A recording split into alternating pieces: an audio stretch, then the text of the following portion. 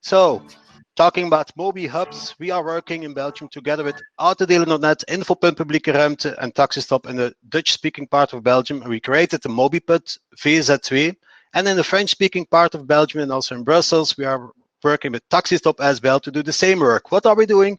We have a Mobihub Academy. So we share knowledge in a learning network. We do some consultancy.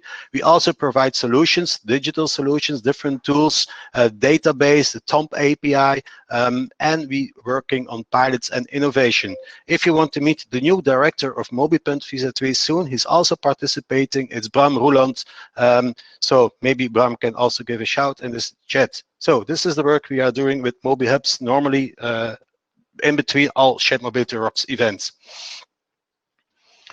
So now I would like to invite the fourth group of students on stage. It's Vincent and his team. So Vincent, can you please come on stage for the fourth pitch, a pitch from the University of Brussels, the Vrije Universiteit Brussel, VUB. 5 minutes for you. Vincent, are you there? Okay, he's coming, yes. Oh no, Vincent is there. Thank you very much, Vincent. Welcome on stage. I hope now it's working. Okay. Yeah, we can hear you really clear. Okay, then I hope now you can see my presentation. Yes. Okay, then perfect. Let's start. Yeah, unfortunately, the presentation cannot share the audio. So for the video part, I will do voiceover for the audio. So yeah, welcome. I'm Vincent from the New Energy Logistics Company. And what do we mean by new energy? We want to change the energy in logistics. We want to change from fossil fuels to electricity and to muscle power. How we want to do this? For this, I will show you our corporate video. So this is a person. She wants to buy something on Amazon online. And she chooses our new energy company to have it delivered. So we receive the order, our algorithm starts working to find the best way to bring it to the customer. The parcel arrives at the warehouse at the border of the city, where it gets transferred to a cargo tram. It goes to the mobility hub, where people use other mobility services, and the parcel gets changed from the tram to a cargo bike that goes to deliver it somewhere in the city. The other option is that it's brought to a collection box where the customer can collect the parcel. The customer receives a notification, it arrives. Great, the customer is satisfied.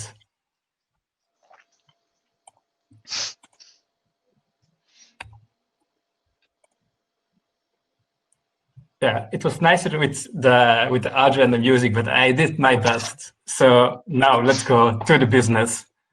Let me explain you why we exist. 28% of all transportation costs occur in the last mile. We believe that we can do better. We can do it more efficiently, and also most of the negative effects of logistics appear in the last mile. Think about pollution, visual pollution, noise pollution, traffic accidents. So we can make it better, this last mile. How will we do it? Our mission is to create a new and sustainable transport model by using mobility hubs as logistic modes for the mobility of goods. So what will we exactly do? We will build a network of mobility hubs in Brussels. So every sign on this map is a mobility hub that will be used for logistics. So goods arrive to the city, they arrive in the warehouses and then get transferred on a cargo tram, and then change the mobility mode at one of the mobility hubs. Actually, every of these mobility hubs is like a little urban port where in a normal harbor company, there is the river. Like for us, the river are the tram rails, and we do the same logistics as that's happening in a port. So this is how our mobility hub looks like. Outside the city, there is a warehouse from where the goods get charged on the cargo tram. The cargo tram goes on the mobility to the mobility hub, where there are all the regular mobility services such as like regular trams, a bus stop, shared mobility, bike racks. But on top of that, there's also the logistic parts. We have a little office there where customers can come. We have a small warehouse where we can temporarily store goods, and there are also collection boxes where customers can collect the final goods. So what we do as a new energy logistics company, we operate the algorithm. So the most innovation is in the algorithm we have to send the tram as efficiently possible through the city. We operate the logistics at the mobility hub. So we have a small warehouse that we operate. We operate the transfer of the goods from the tram to the warehouse to the cargo bikes, and we operate the cargo tram. For the last mile, we have partnerships with other companies. For example, with special delivery companies that use cargo bikes or other urban vehicles. So these riders, they are steered with an app that's similar to the Deliveroo app, and we partner up with a company that already has collection boxes that are installed at the mobility hub, and one of our workers at the mobility hub can fill up these mobility hubs with the parcel that delivered. What do we expect from the government? Not too much. The government is responsible for the mobility for the people, and we take care for the mobility of the goods. And this we do without support of the government. We just need a partnership with a public transport company, such as STIP in Brussels, to use their tram infrastructure. And how do we make money? We have three types of revenue streams. The first part are the occasional customers. These are individuals like me and you who order something on Amazon or on bol.com, or small businesses that want to send parcels to their customers or to other businesses. Furthermore, we also want to conclude exclusive partnerships with big logistics players, for example, DHL or bpost or DPD, and we want to help them with the last mile solution. So we will be a subcontractor of these companies, and we will also make exclusive partnerships with big companies that are active in the city and that has to send big quantities of goods, for example, supermarkets or construction companies or other companies in the city. We help them with the logistics inside the city. Thank you, Vincent. Can you conclude? Yeah, so this is our cost model, which we can skip. And then, yeah, how we want to expand, like we start in Brussels, then we can expand to more cities. We will build a big data center. With this, we will learn more how to do better, and we can give this data back to the supply chain to make an even better supply chain. And so by this, we create infinite possibilities for a cleaner city, for a safer city, and for a nicer city to live, and for better logistics at lower costs. Thanks a lot, Vincent. Jury members come on stage, also other group members from this inspiring new energy logistics presentation. So, any question from the jury?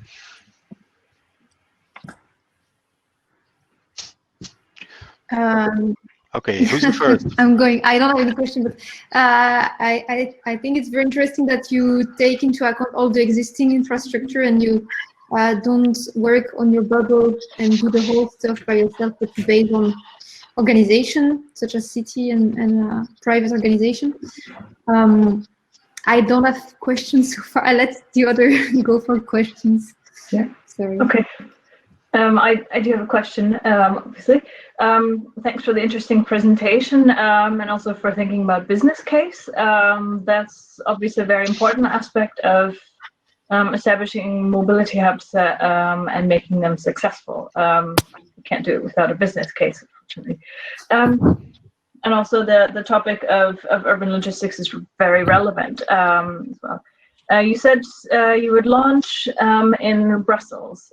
We know the fight for space in Brussels, or it's the same as in Bremen. There's not a lot of urban or public space available. How would you deal with that issue and the logistics hubs that you're looking to create? First of all, I think one of the competitive advantages of our solution is that we save space because anyway, these operations have to happen somewhere. Also, the city is already occupied by many vans, trucks. I think every day there are over 1,000 delivery vans going around Brussels. So in this way, we save space. Yeah, and it's about how to organize our hubs. It's a question that we have to look more in detail. It's difficult, but there are some places in Brussels where there is space to arrange these hubs. But this has to be in like a collaboration with the city and with STIP. Thank you. Okay, Benoit, have you still got a question for the No group? question. The question was very clear for me. Thank you, guys. Then one follow-up question. What is your background? My background is complex. It's in business, engineering, geography, sustainable development, and now in urbanism. Yeah, just ask myself Ming-Ching? why you represented the tram or the train with a cable car. That was not graphically very clear for me in the presentation. Just a remark. And it's for the artistic freedom. Okay, great. That's your other background. Okay. So thanks a lot. Let's go now to Benoit's presentation. I hope it works right now. Arne gave you some advice, or Arne will show the presentation while you present. Yep. So thanks, Vincent, and thanks, Minjing. You may leave the stage also right now. So I'm Benoit Moritz. My background, I'm a professor at the ULB. I teach architecture and urbanism. So I'm not very familiar to the subject of mobility hubs, but the question that was asked to me was to make some reflection about the future, about neighborhoods of the future around the mobility hub. So I've just decided to share some ideas with you. So can you go to the next slide, please? When I went to the website, mobilityhubs.eu, I found out those images where you see the kind of services that you will find in the mobility hubs. If you go to the next slide, what I was a bit missing, and that's what I wanted to share with you with this question mark is, okay, what about the context and what about the surroundings of those services, no, and of those mobility hubs. So traditionally in urbanism, you have, can you go to the next slide, please? Traditionally in urbanism, you have two kind of vision, no, of where you have to localize the services that you share with others. So a first vision that you can more or less graphically identify here is that the idea that you have to find services not inside the neighborhoods, but at the borders of the distinctive neighborhoods.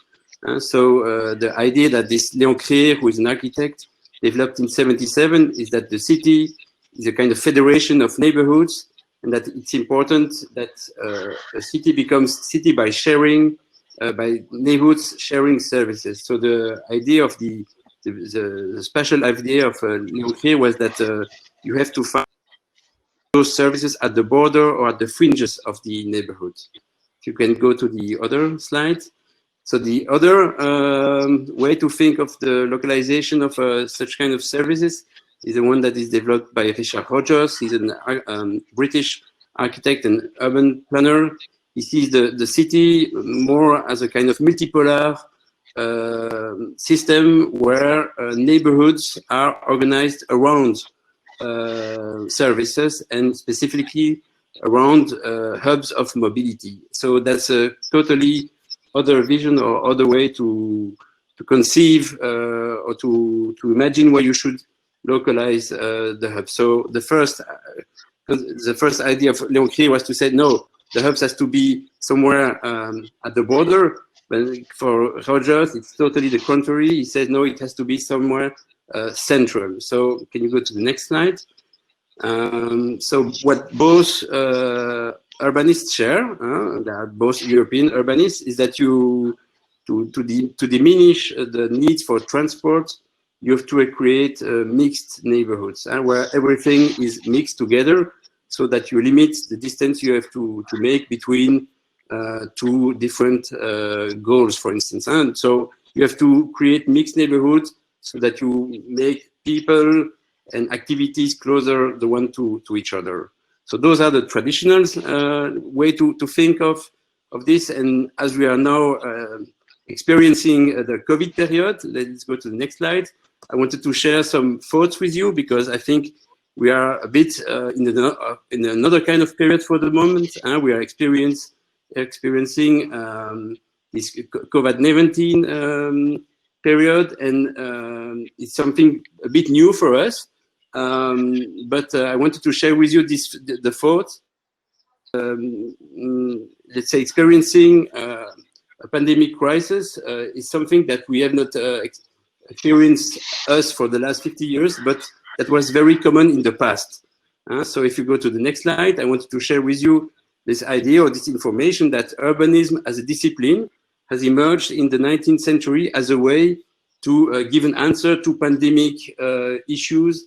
And for instance, there are two very important examples in the past, history of the past, where cholera was fought or was, let's say, tackled as a disease by creating new urban environment. So in the 19th century, cholera was a big pandemic disease, and there are two examples where, if you can go to the next slide, where, let's say, urbanism has helped to fight those diseases. The first example is the transformation of Paris in the 19th century. And the other example, which is the next one, is Barcelona, also in the 19th century. And in both cases, the way or the idea that was behind those projects of, to renovate the city, to expand it, was to make the flux of mobility more efficient, because it was thought at that time that the disease was linked to the immobility of the person, to the fact that the flux didn't really flow into the city. And so there was this kind of imagination or thinking of that you have the cholera, a way to fight against it was by making fluxes flowing in a better way. So there was a link in the 19th century between the idea of mobility and also the idea of, say, fighting a disease or fighting a pandemic, in that case, the cholera. You can go to the next slide. So this disappeared after the Second World War, because the penicillin was invented and it was introduced in the antibiotics. And so let's say all the big diseases disappeared, and the invention of the penicillin and the, let's say, implementation with the antibiotics has made it possible for us to experience a city in a way that we don't have to, let's say, to be confronted to the disease or to a virus as we are now. And so if I go back to the article I mentioned before by Philippe Ram, it was a slide I didn't comment. He said that the period that we're experiencing for the moment is a period that has been very common in the past. Before 1950s, it was very common to be in a situation where we had to fight globally against a pandemic. If you can go to next slide. So the pandemic is something that we have to take into account, I think, also in the future. Right? It's a systemic disease or systemic virus. We know that it's due to a loss of biodiversity, for instance. And so although we are experiencing this moment as an exception for the moment, we know that in the future we'll have to maybe fight some other experience similar to one. And so another issue that we'll have to take into account in the future is the climate change issue, of course. And so if you go to the next slide, there is a report that has been issued by the Institut Royal de Météorologie 1 month ago about climate change.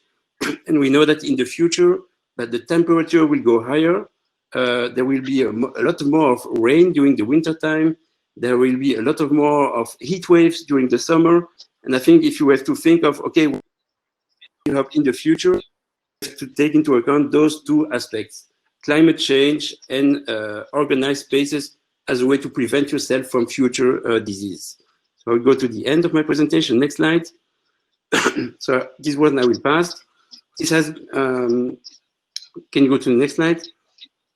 So recently there has been two interesting ways to rethink the relation that we have towards our neighborhoods.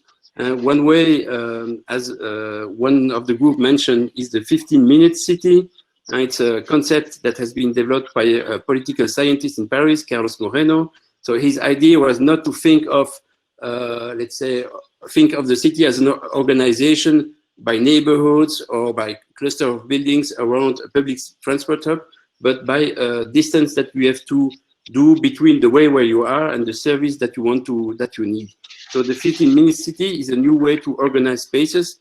And it's something that we have experienced as inhabitants in Belgium during the first wave of the pandemic. And we were not really allowed to move out of our city, move out of our neighborhoods. So we're a bit constrained, let's say, to live in a kind of 15-minute city. We could go out of our homes, go to the local shops, and local economy, let's say, has been discovered during the first lockdown. If you go to the next one, another idea that has been developed for the last year is the Superblock models in Barcelona. It's a way to rethink also the neighborhoods, where you have neighborhoods where you can quite, you pacify the public space inside the neighborhoods, and you more or less try to increase, let's say, the link between where the place where the inhabitants live and the mobility hubs. So I go to the next slide. This are you concluding? I'm concluding. So what does it have? Thank you. What are all those thoughts? Do they have to do with mobility hubs? So some recommendations, some thoughts that comes to my mind. So you have to, mobility hubs, if you imagine a city, you have to make it accessible in the logic of the 15-minute city. It has to be very close, accessible. You have to facilitate the traffic to the mobility hubs. So you have to imagine the facility hubs as a service of intermodality, different services, but it's also very important to imagine the way you go there. A third thought, you have to give a lot of space to the mobility hub and to make a resilient public facility. You have to make it a place where people feel safe and where there is enough space. Fourth, you have to protect people during the summer due to heat waves. So you need to foresee shelter or building above, and you need also to protect the people during the winter because there will be more rainy periods or rain episodes. Fifth recommendation, you have to introduce green to foster biodiversity and to help clean the air and protect people from the sun. And also a last thought, which is very important and linked to the climate change, you have to take into account the wind direction in the design and the orientation of the buildings and of the urban furniture. So mainly some thoughts about what the situation of the pandemics and climate change might give as issues to rethink the mobility hub in its design aspects. Thank you. Thanks a lot, Benoit. Again, very interesting presentation. Very interesting jury members. Thank you very much.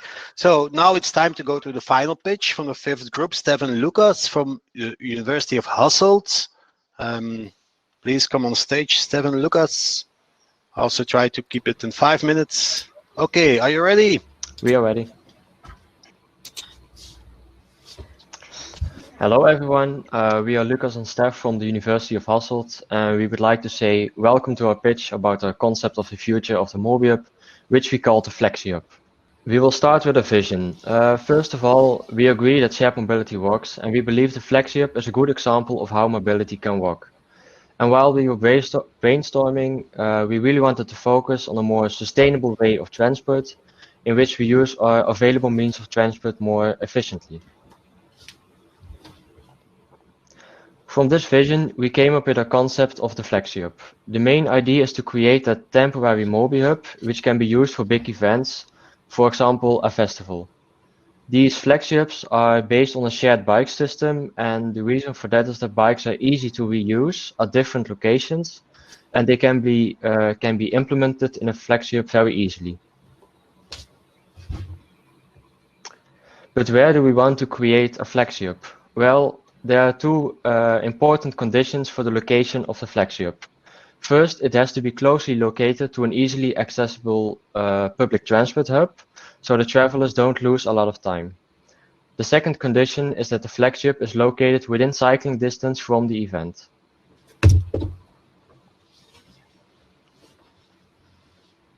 How can people make use of these Flagships? When people buy the ticket event, they can choose to add a bike to the ticket for a small price.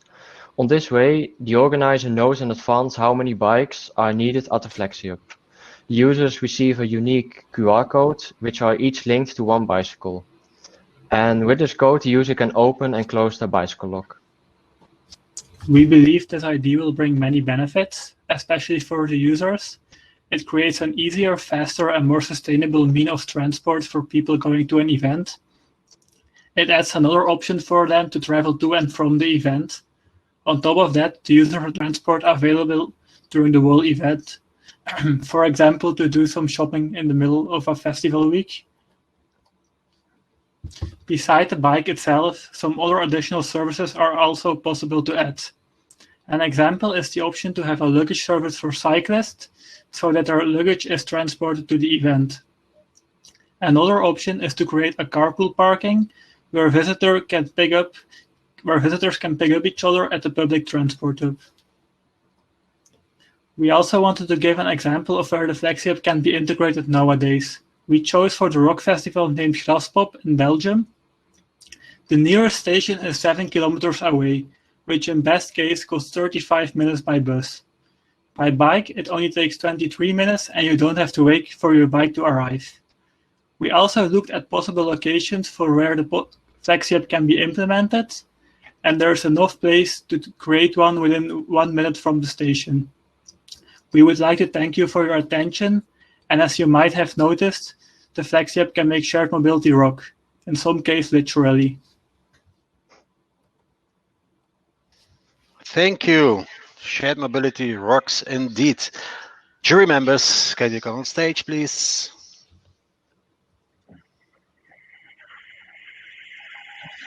Maybe if you want to start. Yeah. Well, congratulations for pandering to the jury. Saying that shared mobility rock.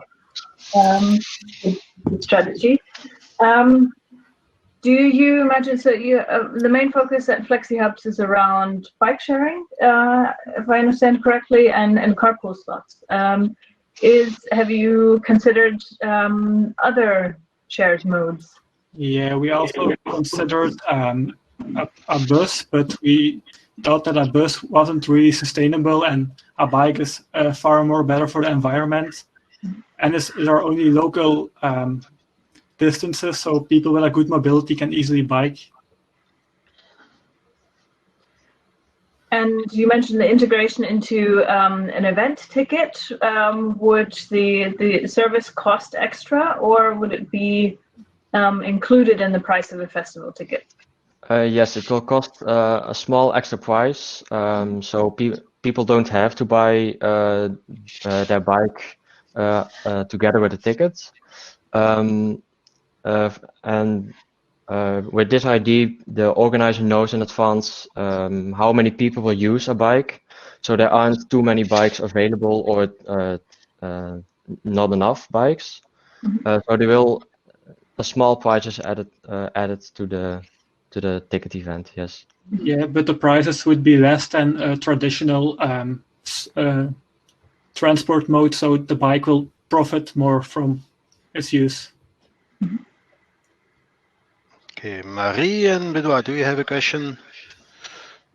No, I think it's pretty interesting to take like one particular event and to focus on that, and also to focus on the way to access to the event. I have the impression that festivals are more summer events. How do you see this idea during the winter time? Also biking in winter? Yeah, well, It's mainly for big events, and indeed most events take place during the summer. Well, yeah, it's a good question. I But can't also, come up with a big event right now for the winter. Maybe Steph can. yeah, you have in Belgium and Brussels a car exposition. It's in January, I guess. I'm not sure, but yeah, sometimes it can be cold. But if it's cold, you can just add a jacket, and it's warm enough to bike. Okay. Thank you. Benoit, have you still got the question? The presentation was very clear. Thank you, guys. Okay. Thanks. So maybe Thank you. next time we will go to the motor show with our bicycle. Okay. Thank you. Okay. I will share my screen again. And I did something wrong with the Menti tool. Maybe you have to log in again if you want to use it. Right now, so this was the last pitch.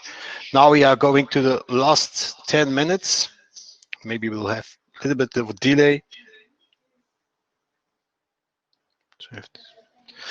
So the jury, you can go to the private room. Arne, our colleague, is waiting for you there. So, and in the meantime, when the jury is having their very serious negotiations, discussions about the 3 top winners of the day, we will organize a public vote. For the public vote, you have to use the Menti tool. There you can vote. And there's always also a surprise act coming. So I will repeat it, the public vote. What does it mean? It's a nice prize. It's a 100 euros voucher for Music Mania, a music shop. They're also in Ghent, but they are online also, where you can buy music. Okay, are you ready for the public vote? Go to the Menti tool. So I won't show you the results, but you have some time to vote. And in the meantime, I invite some rocking artists on stage. So, Mr. Surprise Act, can you come on stage, please? So hello, Sion. Hey, Angelo. So we need some time for everyone to vote, and in the meantime, I want to hear some nice rock music coming from you. Sion, who's famous in South Korea, in Japan, in Belgium, in Ghent, of course, also. So give some rocking performance, please, and then I have some questions for you. Okay, here we go. The song is called Hope for This Land. It's about the effect of the frontiers on your identity. I hope you can hear this loud and clear.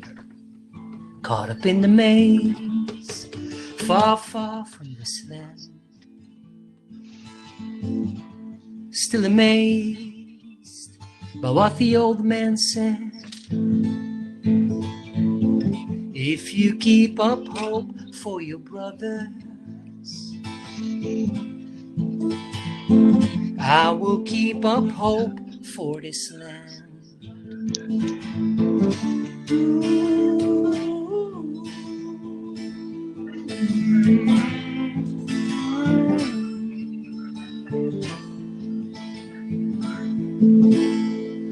Stuck on a vision's quest, next to the wise man stepped back, while he mumbled till he stumbled over his last dying breath. If you keep up hope for your brothers, I will keep up hope for this land.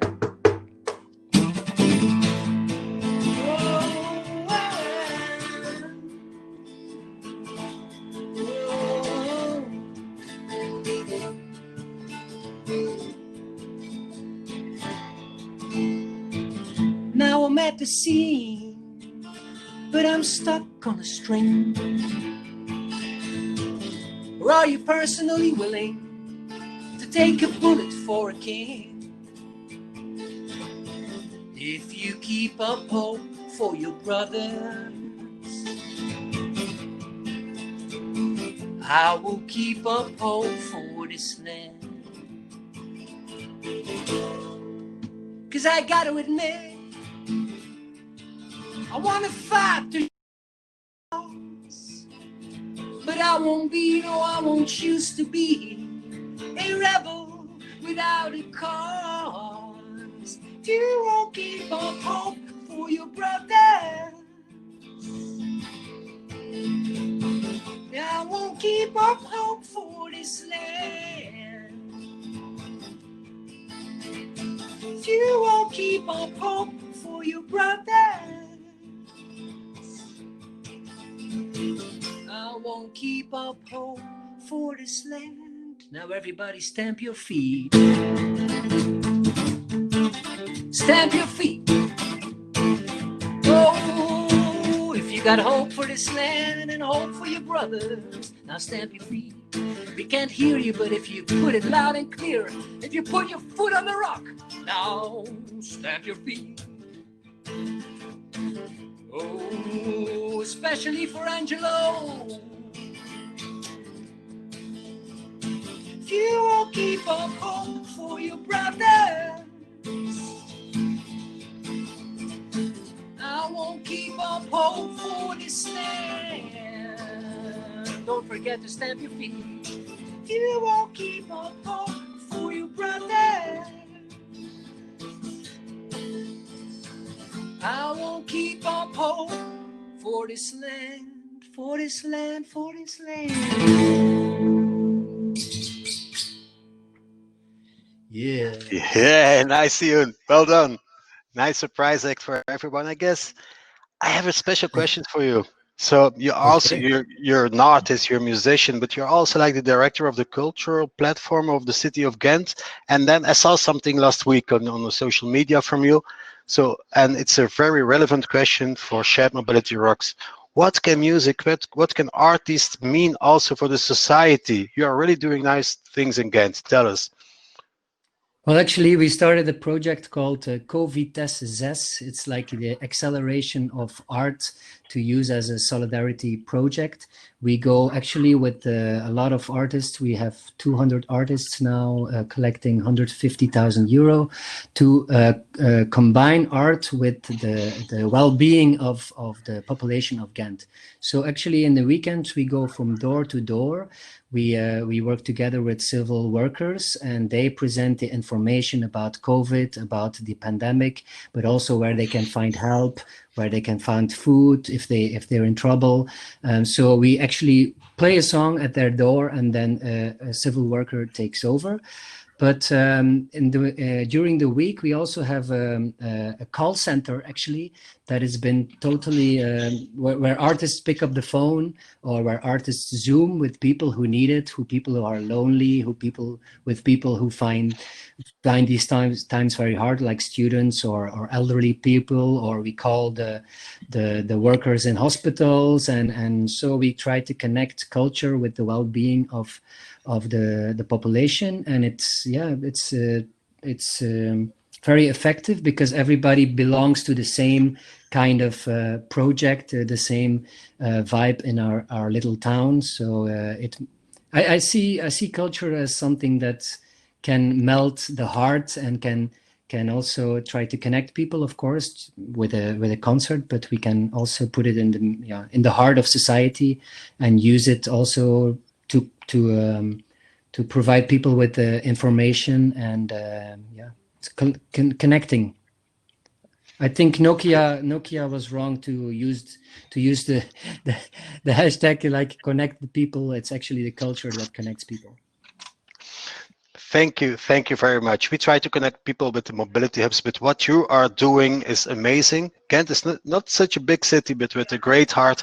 Thank you very much. Congratulations with this project and good luck with it. Keep on rocking soon. Thanks a lot. You guys as well. Bye-bye. Bye-bye, soon. Thanks a lot.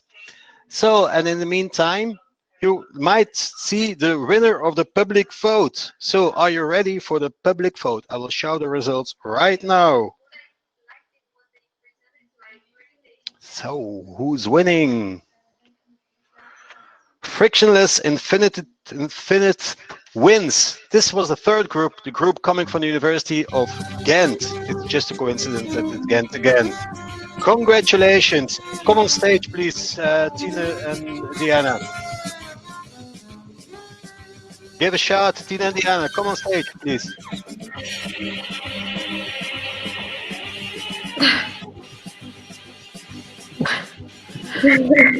Yeah, thank you. Thank you everyone for voting. Thank you everyone for voting. So are we sure we always can go to your website if you want to see more? It's really cool what you have done. Thank you. Congratulations. How do you feel right now? Very excited. Okay.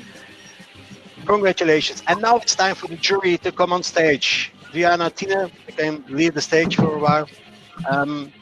Okay, the jury members are still discussing. It's a difficult discussion, difficult decision. This event today is a small event, but in March, the 3rd and 4th of March, we will have our bigger Rock Around the Clock event, Shared Mobility Rocks.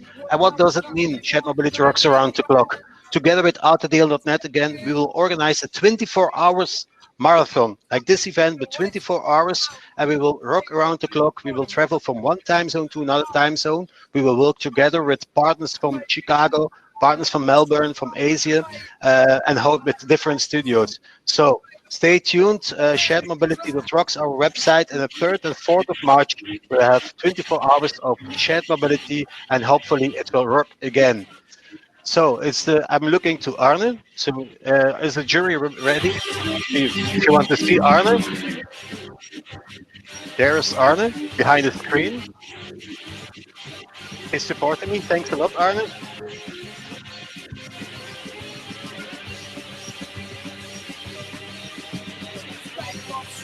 If you have ideas for presentations for Shared Mobility Rocks, send an email to us to taxistop.autodeel.net. Stage jury.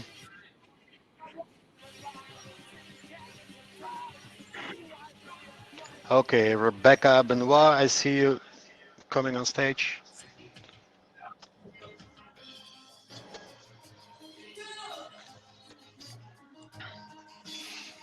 Okay, there, Mr. Jury and Mrs. Jury members. Is there a president? Someone who's going to present number 3, number 2, number 1? Yeah. We also split the roles.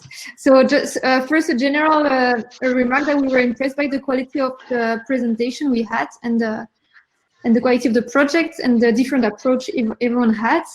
So congrats to everyone and the hard work you've done until today. So big congrats. We kind of follow some criteria to define the ranking of the project. So we focus our thoughts on the innovation. Is the idea innovative, or more not innovative or less innovative from the others? About the challenge, to see if the idea is replying to the challenge you had or you set up before as a team. We also took into account that you took into account the different aspects of a mobility hub, that you didn't focus on only one issue, but also take into account all the issues in your project. And also the presentation and if it was clear, well presented, and also visually attractive. So it was also played a part in our decision. I'm nervous. I know what I'm going to say. So I'm going to announce the third prize. So we decided to give the third prize to the 5th team. So the last team who presented. We appreciate that it was a pretty innovative idea that can be implemented in a very near future, actually, because it's a need that is very clear for such a issue, and also that you focus on a very clear challenge that you solved, kind of. And also, Steph, you can come on stage. Oh yeah. Three kisses are yours. And also that it solved the traffic volume issue, which was interesting, and the clear presentation. So thank you. Congratulations. Well, Oh, Lucas, thank you very much. Thank you very much. Thank you. We didn't expect it. No. Okay, the second award, second prize. So the second prize goes to the group of Vincent of the VUB. So I don't remember the number of that group. This was pitch number 4. Pitch number 4. We appreciated the fact that the functionality of the Mobihubs was extended to logistics, as it is a very contemporary subject, specifically in the contemporary period where there is a kind of explosion of the need of logistics due to COVID and so on. And so we also appreciated that in the vision there was already a spatial, geographic vision of the project, and also the presentation was very clear, and every aspect of the, let's say, the ideas of vision, even the economic model were analyzed and presented. So we really appreciated this contribution. Vincent and Mingjing, come on stage, please. 3 kisses from Benoit for you. So, congratulations. Congratulations. Thank you.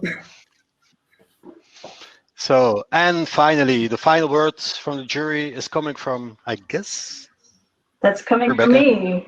Yeah. Thank you.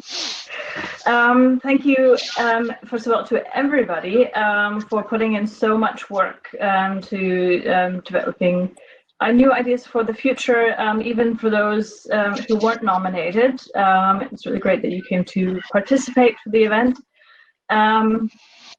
And it was a pleasure to hear your presentations, and also a difficult choice, because all of you considered obviously different aspects of mobility hubs, the need for measures and for change. But without further ado, we'd like to announce or welcome Dori and Marcelo to the stage. pitch number 2, Dori and Marcelo. Pitch number 2. From the VUB also. Come on stage, please. Yeah. Hello, thank you. You defined the context very well, the need for action in the future, and wrapped that up very well, also in an idea that allows citizen engagement in multiple modes, and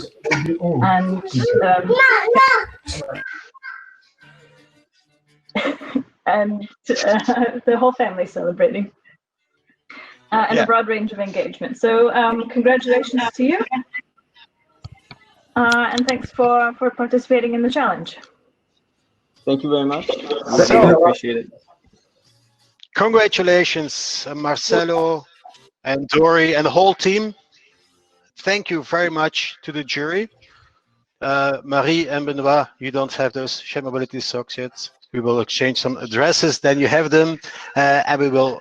Thank you so much. Hopefully we can work together for Shared Mobility Rocks in March also. Rebecca, you have those socks already, 3 or 4 pairs, I think. Thanks also, Rebecca.